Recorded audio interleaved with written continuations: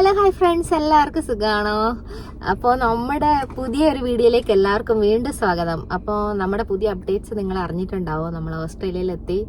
അപ്പോൾ നമ്മളിവിടെ ഇങ്ങനെ കാറ് മേടിച്ചു, വീട് നോക്കുന്നു. അപ്പോൾ കാർ മേടിച്ച വീഡിയോ, അത് നമ്മൾ കാർ എങ്ങനെയാണ് മേടിച്ചത്, നമ്മൾ എങ്ങനെയൊക്കെ എന്തൊക്കെ പ്രോസസ്സിങ്ങിലൂടെ നമ്മൾ കടന്നു, എന്തൊക്കെ സിറ്റുവേഷനിലൂടെ നമ്മൾ കടന്നുപോയി, ഫൈനലി നമ്മൾ എങ്ങനെ കാറ് മേടിച്ചു എന്ന് പറയാൻ വേണ്ടിയിട്ടാണ് കേട്ടോ നമ്മൾ വന്നിട്ടുള്ളത്. അപ്പോൾ നമ്മുടെ ഇന്നത്തെ ഒരു അടിപൊളി വീഡിയോയിലേക്ക് എല്ലാവർക്കും സ്വാഗതം. അപ്പോൾ ഗൈസ്, എങ്ങനെ കാറ് മേടിച്ചു എന്നുള്ളതൊരു നമ്മുടെ ലൈഫിൽ ആദ്യമായിട്ട് മേടിക്കുന്ന, സ്വന്തമായിട്ട് മേടിക്കുന്ന ഒരു കാറാണ്. അപ്പം നമുക്കത് ഭയങ്കര എക്സൈറ്റ്മെന്റ് ആയിട്ടുള്ള ഒരു വീഡിയോ ആണ്, ഭയങ്കര എക്സൈറ്റ്മെന്റ് ആയിട്ടുള്ള ഒരു കാര്യമാണ്. പക്ഷേ നമുക്കങ്ങനെ ഡെലിവറി എടുക്കാൻ വേണ്ടിയിട്ടോ അങ്ങനെ പോയി എടുക്കാനോ ഒന്നും പറ്റിയിട്ടില്ല. ജസ്റ്റ് പോയി വണ്ടി എടുത്തു തിരിച്ചു വന്നു. നമ്മൾ സെക്കൻഡ് ഹാൻഡ് കാറാണ് മേടിച്ചത് കേട്ടോ. നമ്മൾ അറിയാമല്ലോ, നമ്മൾ ആദ്യത്തെ വീഡിയോ തന്നെ മെൻഷൻ ചെയ്തിട്ടുണ്ട്, നമ്മൾ മെൽബണിൽ ഇറങ്ങി നമ്മൾ കാർ റെന്റലിന് എടുത്തിട്ടാണ് വീട്ടിലോട്ട് വന്നത്. അപ്പോൾ ഈ റെന്റലിനെടുത്ത് ഒരാഴ്ചത്തേക്കാണ് റെന്റലെടുത്ത്. അപ്പോൾ ഈ ഒരാഴ്ചക്കുള്ളിൽ നമുക്ക് പുതിയൊരു കാർ മേടിക്കണമായിരുന്നു. അപ്പം നമ്മൾ എല്ലാവരും ഈ ഓസ്ട്രേലിയയിലേക്ക് വന്ന എല്ലാ ആൾക്കാരും വീഡിയോ ഇട്ടിട്ടുണ്ടായിരുന്നു, നമുക്ക് പുതിയ കാർ മേടിക്കാം ഓസ്ട്രേലിയ ഒന്നോടെ, അല്ലെങ്കിൽ സെക്കൻഡ് ഹാൻഡ് കാർ മേടിക്കാം റെഡി ക്യാഷ് ഒക്കെ കൊടുത്ത്, അല്ലെങ്കിൽ നിങ്ങൾക്ക് PR ഉള്ളത് കൊണ്ട് നമുക്ക് ഫൈനാൻസ് കിട്ടാൻ എളുപ്പമാണെന്നൊക്കെ പറഞ്ഞിട്ട്.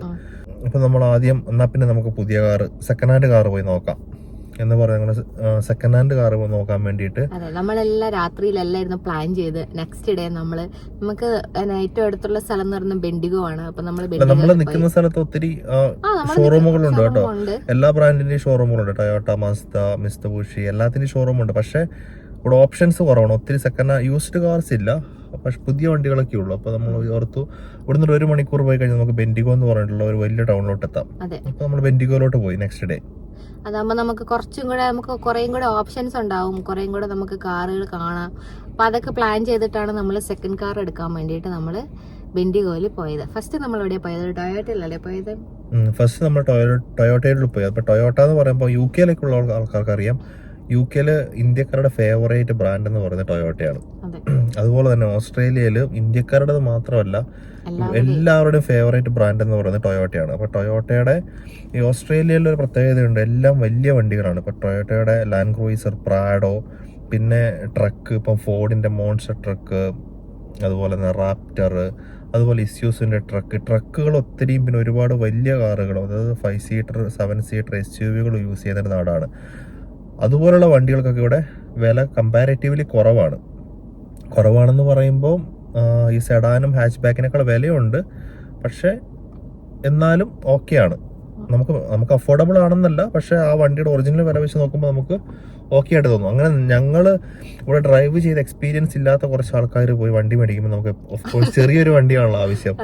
നമ്മൾ ടൊയോട്ട കൊറോള, യാരിസ്, കൂടുതലും പിന്നെ ഞങ്ങൾക്ക് രണ്ടുപേർക്കും കൂടെ ഡ്രൈവ് ചെയ്യാൻ പറ്റാവുന്ന പോലെ ഒരു വണ്ടിയൊക്കെ നോക്കിയിട്ടാണ്, പ്ലാൻ ചെയ്തിട്ടാണ് നമ്മൾ പോയത്. ശരിക്കും പറഞ്ഞാല് അപ്പൊ എനിക്കിരുന്നാലും റോഡ് കാണണം, റോഡ് കണ്ട് ഡ്രൈവ് ചെയ്ത് പോകണം. കാരണം നമുക്ക് ഇവിടെ വന്നു കഴിഞ്ഞാൽ ജോലിക്ക് പോകണമെങ്കിൽ 2 പേർക്ക് വണ്ടി വേണം. അപ്പോൾ നമുക്ക് 2 പേർക്കും ഡ്രൈവ് ചെയ്യാൻ പറ്റുന്നത് പോലെ ഒരു വണ്ടി ഫസ്റ്റ് വാങ്ങിക്കാം, അത് ഞാൻ ഫസ്റ്റ് ഉപയോഗിക്കാം. പിന്നെ സെക്കൻഡ് ഒരു കാറ്, ഒരു നല്ലൊരു വലിയ SUV മേടിക്കാം എന്നൊക്കെ ഭയങ്കരமான പ്ലാനൊക്കെ ചെയ്തിട്ടാണ് ഞങ്ങൾ പോയത് ശരിക്കും പറഞ്ഞാല്. ടൊയോട്ടയിൽ പോയി വണ്ടിയുടെ പൈസയൊക്കെ, വിലയൊക്കെ, യൂസ്ഡ് കാർസിന്റെ പ്രൈസൊക്കെ കണ്ടു കഴിഞ്ഞപ്പോൾ ആ തീരുമാനം നമ്മൾ മാറ്റി എന്ന് പറഞ്ഞു കഴിഞ്ഞാൽ റെഡി ക്യാഷ് കൊടുത്ത് മേടിക്കാം എന്നുള്ള തീരുമാനം മാറ്റി. എന്നിട്ട് നമുക്ക് ഫൈനാൻസിലോട്ട് കടക്കാം എന്നുള്ള തീരുമാനത്തിലെത്തി. അപ്പം $25,000 ഒക്കെ ആ റേഞ്ചിലാണ് നമുക്ക് ഓക്കെ എന്ന് തോന്നുന്ന ഒരു വണ്ടി. അപ്പോൾ തീരെ മോശം വണ്ടിയല്ല, നമുക്കൊരു 1-2 വർഷം യൂസ് ചെയ്യാൻ പറ്റുന്ന രീതിയിലുള്ള വണ്ടി മേടിക്കാമെന്ന് വിചാരിച്ചിട്ട് നമ്മൾ ആ തീരുമാനം, അത്യാവശ്യം ഒരു നല്ല വണ്ടി മേടിക്കാം എന്ന് പറഞ്ഞ ഒരു ടൊയോട്ട കൊറോളയൊക്കെ നോക്കി 10-25,000 രൂപയൊക്കെ നമ്മൾ ഫൈനാൻസിന്റെ കാര്യങ്ങളൊക്കെ ആലോചിച്ചു. അങ്ങനെ ഫൈനാൻസിന്റെ കാര്യങ്ങളൊക്കെ ആലോചിച്ചപ്പോൾ നമ്മൾ ഇങ്ങനെ നെറ്റിലൊക്കെ നോക്കി പുതിയ കാറുകളുടെ വിലയൊക്കെ നോക്കിയപ്പോൾ ഒരു $5,000 കൂടെ കൂടുതലിട്ട് നമുക്ക് പുതിയൊരു കാർ കിട്ടും. അപ്പൊ ഞങ്ങൾ ചിന്തിച്ച എങ്കിൽ നമുക്കൊരു പുതിയ കാർ മേടിക്കാം, ചെറിയൊരു കാർ പുതിയത് മേടിക്കാം. പിന്നെ ഇന്ന് പഴയ കാറാണെങ്കിൽ നമുക്ക് ഇനിയിപ്പോ ഒരു കംപ്ലൈന്റ് വരുമെന്നൊരു പ്രശ്നമൊന്നും വേണ്ട, നമുക്കൊരു പുതിയ കാറിലോട്ട് പോകാന്നൊരു ചാഞ്ചാട്ടം വന്നു. ഞങ്ങൾ നേരെ മസ്തയിലോട്ട് വിട്ടു. അതെ, മസ്ത എന്ന് പറയുന്നത് ഒരു ജാപ്പനീസ് കമ്പനിയാണ്. ഇവൻ ടൊയോട്ടയുടെ കൊളാബ് ചെയ്തിട്ടുള്ള പോപ്പുലർ ആയിട്ടുള്ള കാർ ബ്രാൻഡാണ്. ഇപ്പോൾ UK ആൾക്കാർക്ക് അറിയാം. മിക്ക കാറുകളും യൂറോപ്യൻ യൂണിയനുകളിലും, ഞാൻ എന്തുകൊണ്ട് എപ്പോഴും UK എന്ന് പറഞ്ഞാൽ ഞങ്ങൾ അവിടെ നിന്നാണ് വന്നത്. രണ്ടാമത് നമുക്ക് ഇന്ത്യയിൽ സ്വന്തമായിട്ട് വണ്ടിയോ കാര്യങ്ങളൊന്നുമില്ല, നമ്മൾ കാർ മേടിച്ചിട്ടൊന്നുമില്ല, ഓടിച്ചിട്ടുമില്ല അധികം. അപ്പോൾ ഇവിടെ ജാപ്പനീസ് വണ്ടികൾക്കാണ് വിലക്കുറവ്. രണ്ടാമത്തെ കാര്യം കൊറിയൻ വണ്ടികൾക്കും. പിന്നെ ഉള്ളത് ഈ ജർമ്മൻ കാറുകളൊക്കെ എന്ന് പറഞ്ഞു കഴിഞ്ഞാൽ നമുക്ക് അഫോർഡബിൾ ആണോ എന്ന് ചോദിച്ചു കഴിഞ്ഞാൽ യൂസ്ഡ് കാർസ് ഒക്കെ അഫോർഡബിൾ ആണ്. പക്ഷേ ഇതിന്റെ പാർട്സ് കാര്യങ്ങളൊക്കെ വരാൻ വേണ്ടി 1 മാസം 2 മാസമൊക്കെ എടുക്കുന്നത് കൊണ്ട് നമ്മൾ ആ ഭാഗത്തോട്ട് ചിന്തിച്ചിട്ടേ ഇല്ല. പിന്നെ പുതിയൊരു വണ്ടി വേറൊരു കമ്പനിയുടെ മേടിക്കുവാണെങ്കിലും വെയിറ്റിംഗ് പീരീഡ് ഉള്ളതുകൊണ്ട് അതെ, നമ്മള് അങ്ങോട്ട് പോവാണെന്നപ്പോ നമുക്ക് മസ്ത ചൂസ് ചെയ്യാം. അതെ, ടൊയോട്ട മസ്ത ഇത് രണ്ടുമായിരുന്നു നമ്മളുടെ പ്രയോറിറ്റിയിൽ ഉണ്ടായിരുന്നത്, ലിസ്റ്റിലുണ്ടായിരുന്ന രണ്ടും. ഞങ്ങൾ മസ്തേ ചെന്നു, കാറൊക്കെ ഡ്രൈവ് ചെയ്തു. നമ്മളൊരു 3 കാറ് ടെസ്റ്റ് ഡ്രൈവ് ചെയ്തല്ലേ, 3 മോഡല് 3-4 കാറ് നമ്മൾ ടെസ്റ്റ് ഡ്രൈവിന് പോയി. ഫൈനലി നമ്മളൊരു കാറില് ഉറപ്പിച്ചു. നമ്മൾ അവരോട് പ്രോസസ്സിങ് ചെയ്യാൻ പറഞ്ഞു, ഫിനാൻസ് ചെയ്യാൻ പറഞ്ഞു. ഫൈനാൻസ് ചെയ്യാൻ വേണ്ടി പറഞ്ഞു. ഞങ്ങള് ഫൈനാൻസ് ഒക്കെ ചെയ്യാൻ വേണ്ടിയിട്ട് അവര് ഫൈനാൻസിന്റെ പേപ്പർ വർക്ക് കാര്യങ്ങളൊക്കെ സ്റ്റാർട്ട് ചെയ്തു. അപ്പൊ ഞങ്ങൾ അൺഫോർച്ചുനേറ്റ്ലി ഞങ്ങളൊരു ഫ്രൈഡേ ആയിരുന്നു കൊടുത്തത് ഫൈനാൻസ് ചെയ്യാൻ വേണ്ടിയിട്ട്. അപ്പൊ സാറ്റർഡേ സൺഡേ ബാങ്ക് അവധി. പിന്നെ ഞങ്ങൾ ഭയങ്കര വെയിറ്റിംഗിലായിരുന്നു, കാരണം പുതിയൊരു വണ്ടി മേടിക്കണമല്ലോ. ലൈഫിൽ ആദ്യമായിട്ടൊരു സാധനം കാറൊക്കെ മേടിക്കുക എന്ന് പറയുന്ന ഒരു എക്സൈറ്റ്മെന്റ്, അത് എത്ര ചെറുതാണെങ്കിലും അതൊരു ഭയങ്കര എക്സൈറ്റ്മെന്റ് ആണ്. അപ്പോൾ ഞങ്ങൾ മൺഡേ ഉണ്ട് ഞങ്ങളെ ഫൈനാൻസിൽ നിന്ന് മസ്തേന്ന് വിളിച്ചിട്ട് പറയുന്നു, നിങ്ങൾക്ക് ഫൈനാൻസ് ഒക്കെ ഓക്കെ കിട്ടാൻ കുറച്ച് ബുദ്ധിമുട്ടാണ്. ഐ മീൻ നിങ്ങൾ ഫൈനാൻഷ്യൽ ബാലൻസ് ഒക്കെ ഓക്കെയാണ്, നിങ്ങൾ തരുന്ന എമൗണ്ട് കാര്യങ്ങളൊക്കെയാണ്. പക്ഷേ അൺഫോർച്ചുനേറ്റ്ലി ഒരു പ്രശ്നമുണ്ട്. കാരണം നമ്മൾ എയർബിഎൻബിയിലാണ് സ്റ്റേ ചെയ്യുന്നത് വന്നിട്ട്. അപ്പം നമുക്കൊരു ഫിക്സ്ഡ് ഒരു പെർമനന്റ് അഡ്രസ് ഇല്ല. അപ്പോൾ നമ്മൾ എയർബിഎൻബിയിൽ നമ്മൾ കൊടുക്കുന്ന എമൗണ്ട് ഉണ്ടല്ലോ, അതാണ് നമ്മളുടെ ഇവിടുത്തെ എന്താ പറയണ്ടേ ചെലവായിട്ട് അവർ കണക്ക് കൂട്ടുന്നത്. ഒരു മാസത്തെ നമ്മുടെ റെന്റ് എന്നുള്ള കണക്ക് വരുമ്പോ അവർക്ക് ഒരു മാസം മാത്രമേ കാൽക്കുലേറ്റ് ചെയ്യാൻ പറ്റുള്ളൂ. അവര് ഈ ഫൈനാൻസ് ചെയ്യുന്ന ആൾക്കാര് നമ്മുടെ വരവ് ചെലവുകൾ നോക്കി നമ്മളെ കൊണ്ട് ഇത് അഫോർഡ് ചെയ്യാൻ പറ്റുമോ, നമ്മളെ കൊണ്ട് ഈ അടവ് ഇവിടെ ആഴ്ചയിലാണ് അടവ് വരുന്നത്. ഈവൻ നമുക്കത് മാസത്തെ ഒരു മാസമുള്ള അടവായിട്ട് നമുക്ക് EMI ആയിട്ട് എടുക്കാൻ വേണ്ടി പറ്റും. അപ്പം നമ്മളെ കൊണ്ട് അത് അഫോർഡ് ചെയ്യാൻ പറ്റുമോ എന്ന് നോക്കുമ്പോൾ എൻ്റെ സാലറി വെച്ചിട്ട് അവർക്ക് എയർബിഎൻബിയിൽ പേ ചെയ്യുന്നത് വെച്ച് നോക്കുമ്പോൾ നമുക്കറിയാം നമുക്ക് വേറെ വീട് റെന്റിന് കിട്ടും. അപ്പം ഇതിന്റെ 4/1 മാത്രമേ റെന്റ് ആകത്തുള്ളൂ എന്നെല്ലാം നമുക്കറിയാം. പക്ഷെ നമുക്കത് പ്രൂവ് ചെയ്യാനും ഇവൻ അത് ഫൈനാൻസർക്ക് ആ കാര്യമൊക്കെ അറിയാം. ഒരു പ്രൂവ് ചെയ്യാനുള്ള നമുക്ക് ഓക്കെ നമുക്ക് ഇങ്ങനെ വരുള്ളൂ എന്ന് സത്യസന്ധമായിട്ടുള്ള കാര്യങ്ങൾ എല്ലാവർക്കും അറിയാം, ഈവൻ ഫൈനാൻസുകാർക്കും അറിയാം. പക്ഷെ അവരുടെ സിസ്റ്റം അതിനെ സമ്മതിക്കുന്നില്ല. അപ്പൊ അവര് പറഞ്ഞു നിങ്ങൾക്ക് ഫൈനാൻസ് തരാൻ പറ്റില്ല. നമ്മള് നാളെ എവിടെയാണ് താമസിക്കാൻ പോകുന്നത്, നമ്മുടെ സ്റ്റാറ്റസ് എന്താണെന്നുള്ളത് അവർക്ക് ഒരു ഉറപ്പില്ലാത്തത് കൊണ്ടും അവര് പറഞ്ഞു ഫൈനാൻസ് തരാൻ പറ്റില്ല. അപ്പൊ നമ്മള് ഓർത്തുന്ന കുറച്ചുകൂടെ പൈസ ഇടാം, അപ്പോ നമുക്ക് അത്രയും തിരിച്ചടവ് വരില്ലല്ലോ എന്ന് സംസാരിച്ചു. അപ്പൊ അവര് പറഞ്ഞു നമുക്ക് ചെയ്ത് നോക്കാം എന്നൊക്കെ പറഞ്ഞിട്ട് അവർ ഓക്കെ പറഞ്ഞു.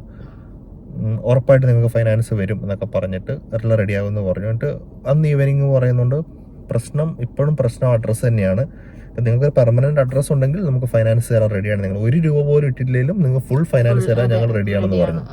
കാരണം നമുക്ക് PRVC ഉള്ളതുകൊണ്ട്. ഓഫ് കോഴ്സ് അതൊരു പോയിന്റ് ആണ്. PRVC ഉള്ളവർക്ക് ഫൈനാൻസ് ഇവിടെ നിന്ന് കിട്ടും, നിങ്ങൾക്ക് ഒരു പെർമനന്റ് അഡ്രസ് ഉണ്ടെങ്കിൽ. അപ്പൊ ഞങ്ങൾ പുതിയ കാറ് മേടിക്കുക എന്നുള്ള മോഹം അവസാനിപ്പിച്ചു. അപ്പൊ ഞങ്ങൾ കാർ മേടിക്കാൻ പറ്റുമോ എന്ന് തന്നെ വിചാരിച്ചു കേട്ടോ. അല്ല, പുതിയ കാറ് മേടിക്കാൻ പറ്റുമോ എന്നുള്ളൊരു ഇത് നമ്മൾ അവസാനിപ്പിച്ചു എന്ന് പറഞ്ഞാല് നമുക്ക് വേഗം കാറിന് ആവശ്യമുള്ളത് കൊണ്ട് നമ്മള് പുതിയൊരു കാറ് വേണ്ട, നമുക്ക് ഇനി സെക്കൻഡിലോട്ട് തന്നെ പോവാം. നമുക്ക് ഫുൾ എമൗണ്ട് ഇട്ടിട്ട് ഒരു പൈസ ഇട്ടിട്ട് പെട്ടെന്ന് തന്നെ ഒരു കാറ് മേടിക്കാം. ഇപ്പം വീടൊക്കെ ആയി കഴിഞ്ഞിട്ട് വേണമെങ്കിൽ ഒരു സെക്കൻഡ് കാർ നമുക്ക് ഫിനാൻസ് ഇട്ട് മേടിക്കാന്നുള്ള പ്ലാനിങ്ങിലോട്ട് മാറി. കാർ അപ്പോഴും കൺഫേം ആയിട്ടില്ല ഏത് കാർ മേടിക്കണം. അപ്പൊ ഏറ്റവും ചെറിയ കാർ മേടിക്കാം എന്നുള്ളൊരു തീരുമാനത്തിലെത്തി. നെക്സ്റ്റ് ഡേ പിന്നെയും പോയി ബെൻഡിഗയിലോട്ട്, ഇവിടുന്ന് പിന്നെയും ഡ്രൈവ് ചെയ്തു. ഓരോ ദിവസവും രാവിലെ തൊട്ട് വൈകുന്നേരം വരെ വീട്ടിൽ നിന്ന് ഇറങ്ങുന്നു, വണ്ടി അന്വേഷിക്കുന്നു, തിരിച്ചു വരുന്നു. ഇതായിരുന്നു പരിപാടി. അവസാനം ഞങ്ങൾ കിയയുടെ ഷോറൂമിൽ പോയിട്ട് ഞങ്ങള് അതുവരെ കിയ ഞങ്ങളുടെ ലിസ്റ്റിലേ ഇല്ലായിരുന്നു കേട്ടോ. ഞങ്ങള് റെന്റിനെടുത്ത കാർ കിയയുടെ കാർണിവൽ ആയിരുന്നു. അത് കഴിഞ്ഞിട്ട് പിന്നെ ടൊയോട്ട കൊറോളയൊക്കെ എടുത്തു. കാർണിവൽ ഓടിച്ചപ്പോൾ ഭയങ്കരമായിട്ട് ഇഷ്ടപ്പെട്ടു. നല്ല വണ്ടി, ഭയങ്കര ലക്ഷൂറിയസ് ഫീൽ ഒക്കെ ഉള്ള വണ്ടിയാണ്. അപ്പൊ കിയയിൽ പോയി യൂസ്ഡ് കാർ കിയയിൽ പോയി കഴിഞ്ഞപ്പോൾ നമുക്ക് നമ്മുടെ ബഡ്ജറ്റിന് പറ്റുന്ന 1-2 കാറുകൾ കണ്ടു. അപ്പോൾ ഹ്യുണ്ടായുടെ ട്യൂസ്കോൺ എന്ന് പറഞ്ഞൊരു വണ്ടി SUV ആണ്, 5 സീറ്റർ വലിയ SUV ആണ്. അപ്പൊ അത് ഓടിച്ചു നോക്കി, അത് ഓടിച്ചപ്പോൾ ഇഷ്ടപ്പെട്ടു. അത് കഴിഞ്ഞപ്പോഴാണ് നമ്മളിപ്പോ ഈ ഇരിക്കുന്ന കിയയുടെ സ്പോട്ടേജ് എന്ന് പറഞ്ഞ വണ്ടി അല്ലേ, ഈ വണ്ടി എടുത്തത്. അപ്പോൾ ഈ വണ്ടിയുടെ വീഡിയോ നിങ്ങളിപ്പോൾ കാണുന്നുണ്ടാകുമായിരിക്കും. ഞാനിപ്പോൾ ഇതിൻ്റെ കൂടെ ആഡ് ചെയ്യാം. അപ്പോൾ ഈ വണ്ടി ഞങ്ങൾ ഓടിച്ചു നോക്കിയപ്പോൾ വണ്ടി ഇഷ്ടപ്പെട്ടു. ഇച്ചിരി വലിയ വണ്ടിയാണ്. ഐ മീൻ നമ്മൾ ഈ വലിയ വണ്ടികളത് ഓടിച്ചിട്ടില്ല. അപ്പോൾ നമുക്കൊരു വലിയ വണ്ടിയായിട്ട് ഫീൽ ചെയ്തു. പിന്നെ ഒരു 5 സീറ്റർ ആണ്. അപ്പോൾ കുറച്ച് നാൾ കൂടെ നമുക്ക് ഈ വണ്ടി ഉപയോഗിക്കാൻ വേണ്ടി പറ്റുന്ന ഒരു വണ്ടിയായി നമുക്ക് തോന്നി. ഇതൊരു ഫുൾ ഓപ്ഷൻ വണ്ടിയൊന്നുമല്ല, ഒരു ബേസ് അല്ല, ബേസിന് തൊട്ട് മുകളിലുള്ള കിയയുടെ കാർണിവൽ എന്ന് പറയുന്ന പെട്രോൾ മോഡൽ വണ്ടി, 2018 മോഡൽ വണ്ടി. ഏകദേശം കിയ സ്പോർട്ടേജ് ഏകദേശം 1,17,000 കിലോമീറ്ററോളം ഓടിയിട്ടുള്ള ഒരു വണ്ടിയാണ്. കമ്പനിയുടെ എക്സ്റ്റൻഡഡ് വാറണ്ടി ഉണ്ട് അടുത്ത 1 വർഷം കൂടെ. അപ്പോൾ അങ്ങനെയൊക്കെ നോക്കിയപ്പോൾ നമുക്ക് വാറണ്ടിയൊക്കെയുള്ള വണ്ടി, അധികം ഡാമേജസോ കാര്യങ്ങളോ ഒന്നുമില്ല, അങ്ങനെ ഒരു വണ്ടി നമുക്ക് ഒത്തു കിട്ടി. അടിപൊളി വണ്ടിയല്ലേ? അടിപൊളി വണ്ടിയാണ്, എനിക്ക് ഇഷ്ടപ്പെട്ടു. ഒരു പ്രശ്നം എന്ന് വെച്ചാല് എനിക്ക് ഡ്രൈവ് ചെയ്യാൻ കുറച്ച് ബുദ്ധിമുട്ടാണ്. എനിക്ക് റോഡ് കാണാൻ ചെറിയൊരു ബുദ്ധിമുട്ടുണ്ട്. ഞാൻ ഡ്രൈവ് ചെയ്ത് നോക്കിയില്ല ഇതുവരെ ഈ വണ്ടിയിൽ. അപ്പം അതിൻ്റെതായ കുറച്ച് ഇതുണ്ട്. പിന്നെ ഞാൻ വിചാരിച്ചു ഞാനിപ്പോൾ ഡ്രൈവ് ചെയ്യുന്നില്ല, എനിക്ക് ഇവിടുത്തെ ലൈസൻസ് ഇല്ല, നാട്ടിലത്തെ ലൈസൻസ് മാത്രമേ ഉള്ളൂ. അപ്പം ഞാൻ ഇവിടുത്തെ ലൈസൻസ് എടുത്ത് ക്ലാസ്സിന് പോയി തുടങ്ങിയതിന് ശേഷം ഡ്രൈവ് ചെയ്ത് തുടങ്ങാമെന്ന് വിചാരിച്ചു. കാരണം ഇവിടുത്തെ റോഡ് കാര്യങ്ങളൊന്നും പരിചയമായിട്ടില്ല. പിന്നെ നിനക്കുള്ളത് ഇന്ത്യൻ ലൈസൻസ് ആണ്, അപ്പോൾ ഓസ്ട്രേലിയൻ ലൈസൻസിലോട്ട് ഇവിടുത്തെ ലൈസൻസ് എടുക്കണം. എനിക്ക് UK ലൈസൻസ് ആണ്. അപ്പം കാർ മേടിക്കാൻ പോകുന്നവർ ചിന്തിക്കേണ്ട 1-2 കാര്യങ്ങൾ ഞാൻ പറയാം. ഓസ്ട്രേലിയ വന്നവിടെ നിങ്ങൾക്ക് ആദ്യമേ ഒരു പെർമനന്റ് റെസിഡൻസ് ഉണ്ടാകണം. അതായത് റെന്റിന് വീട് സ്വന്തമായിട്ട് വേണം. അതല്ലാതെ Airbnb കാര്യങ്ങളോ ആകരുത്. രണ്ടാമത്തെ കാര്യം സാലറി സ്ലിപ്പ് ഇല്ലെങ്കിൽ ജോബ് ഓഫർ ലെറ്റർ അതല്ലെങ്കിൽ ജോബിനെപ്പോൾ കയറുന്നു എന്നുള്ള ലെറ്റർ നിങ്ങൾക്ക് HR നിന്ന് കിട്ടണം. രണ്ടാമത്തെ കാര്യം അതാണ് നിങ്ങളുടെ സാലറി എത്രയാണെന്ന് അറിയാൻ വേണ്ടിയിട്ട്. മൂന്നാമത്തെ കാര്യം എന്ന് പറയുന്നത് നിങ്ങൾക്ക് UK ലൈസൻസ് ഉള്ളതുകൊണ്ട് ഇവിടെ വണ്ടി ഓടിക്കാം, പക്ഷെ വണ്ടി മേടിക്കാൻ പറ്റൂല. വണ്ടി മേടിക്കണമെങ്കിൽ ഓസ്ട്രേലിയൻ ലൈസൻസ് തന്നെ എടുക്കണം. ഞങ്ങൾ വിക്ടോറിയയിലായതുകൊണ്ട് വിക് റോഡ്സ് എന്ന് പറഞ്ഞിട്ട് നമ്മുടെ നാട്ടിലെ എന്താ പറയണ്ടേ, ഈ RTO ഓഫീസ്, RTO MVD എന്നൊക്കെ പറയുന്ന ഇവിടുത്തെ വിക് റോഡ്സ് എന്ന് പറഞ്ഞ സംഭവമുണ്ട്. നമ്മളത് രജിസ്റ്റർ ചെയ്ത് നമ്മൾ ലൈസൻസ് ഓസ്ട്രേലിയൻ ലൈസൻസ് ആയിട്ട് കൺവേർട്ട് ചെയ്യണം. അപ്പോൾ നമുക്ക് നമ്പർ കിട്ടും, ലൈസൻസ് നമ്പർ. ആ നമ്പർ വെച്ചിട്ട് മാത്രമേ നമുക്ക് വണ്ടി മേടിക്കാൻ പറ്റുള്ളൂ. അപ്പോൾ UK ലൈസൻസ് വെച്ച് വണ്ടി ഓടിക്കാം, പക്ഷെ വണ്ടി നമുക്ക് മേടിക്കാൻ വേണ്ടി പറ്റില്ല. അത് രണ്ടാമത്തെ അത് ഭയങ്കരമായിട്ട് കൺസിഡർ ചെയ്യേണ്ട ഒരു കാര്യമാണ്. ലൈസൻസ് കൺവേർട്ട് ചെയ്ത് ഓസ്ട്രേലിയൻ ലൈസൻസിലോട്ട് മാറ്റണം. പിന്നെ ഫിനാൻസ് കാര്യങ്ങളൊക്കെ നിങ്ങൾക്ക് ഇഷ്ടം പോലെയാണ്. ഇവിടെ 1 രൂപ പോലും അപ്പ് ഫ്രണ്ട് പൈസ ഇടാതെ കാർ മേടിക്കാൻ വേണ്ടി പറ്റും.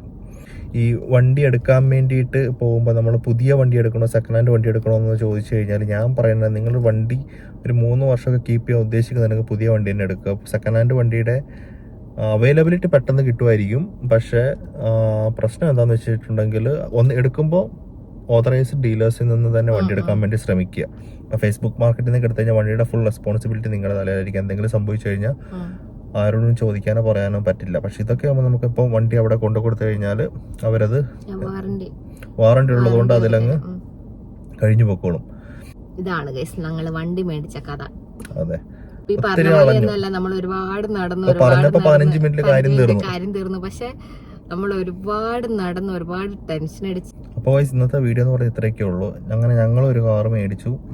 ഇപ്പോൾ പുതിയതായിട്ട് കാർ മേടിക്കാൻ അല്ലെങ്കിൽ ഓസ്ട്രേലിയക്ക് വരുന്നവർക്ക് ഈ വീഡിയോ ഒരു ഹെൽപ്ഫുൾ ആകും എന്ന് വിചാരിക്കുന്നു.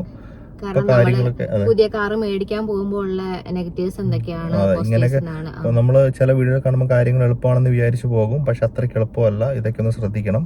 PR ഉള്ളവർക്ക് കുറേയും കൂടി എളുപ്പമാണ്. ബട്ട് സ്റ്റിൽ നിങ്ങൾക്കൊരു അഡ്രസ്സും ഈ പറയുന്ന പേപ്പേഴ്സൊക്കെ ഉണ്ടെങ്കിൽ കാര്യങ്ങൾ ഒത്തിരി എളുപ്പമാണ്.